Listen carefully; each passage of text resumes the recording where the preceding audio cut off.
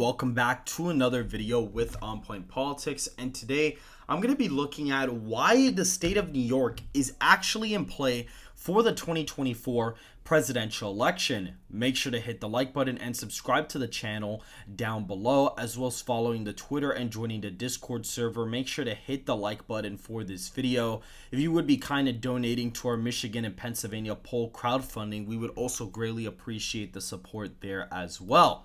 And so we see the state of New York is open for grabs as of right now. You may say, well, On Point, you're absolutely crazy. There's no way that the state of New York is even remotely competitive.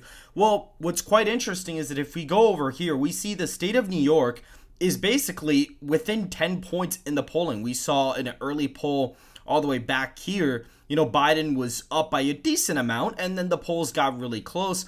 Biden was only leading here by 9. Then it came down to a 10-point lead, and then now it's only about a 6-7 point lead in the state, about an 8-point lead in the latest poll from the state of New York, which I think is actually really fascinating to see the state actually really be that close. The state voted for Biden by 23 points in the last election cycle, and that's only going to bring a lot of confusion to the Democrats. And we even see, on Twitter, we see new internal Democrat polling post-debate has Biden down double digits in swing districts like New York 17th and the 19th district, as well as the 22nd district, which are all Republican seats that Republicans were able to carry, in the 2022 midterms because of Zeldin. And Biden carried all these districts in 2020. And we also have a write-up from Politico that has Joe Biden.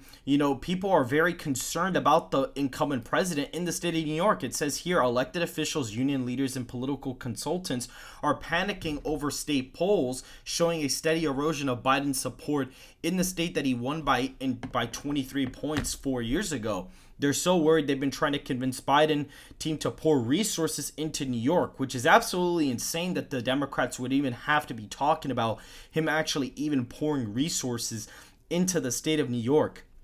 And I think what's really fascinating here is that a lot of union voters are defecting from the Democrats right now. A lot of, union leaders are having a hard time having their union voters coalesce, between their constituents. I think that's also really interesting as well. And to be honest, if Donald Trump was actually going to win the state of New York, at that point, the election would effectively be over at that point, because you would have a humongous complication for the Democrats. And honestly, if Donald Trump actually won the state of New York, I believe the Democrat National Party would be in absolute shambles. They would have a pretty rough time in 2028 if Donald Trump actually picked off the state. Even if Biden wins it by under 5, which I actually think is a realistic possibility. We have not had a state poll ever since the post-debate poll.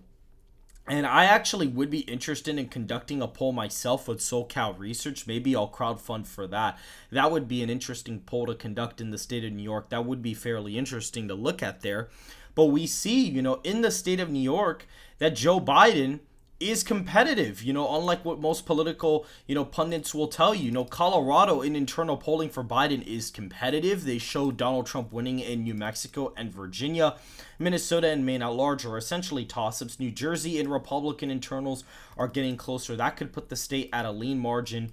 Nebraska's second is a trending Republican district, or at least to the left, but because they redrew it to be more Republican this year, I wouldn't be surprised if they actually ended up voting in the Republican column. New Hampshire probably goes red this year. So you have a map where Donald Trump's able to expand.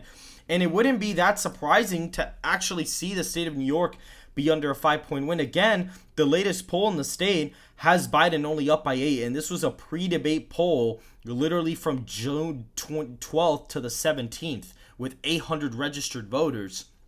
So that's also really interesting to note as well. And so with Democrats, especially with Kathy Hochul being a very unpopular candidate, or at least an unpopular governor for the Democrats and everybody in the state of New York, the state, the crime is going up. Inflation is really hurting a lot of people in the city area.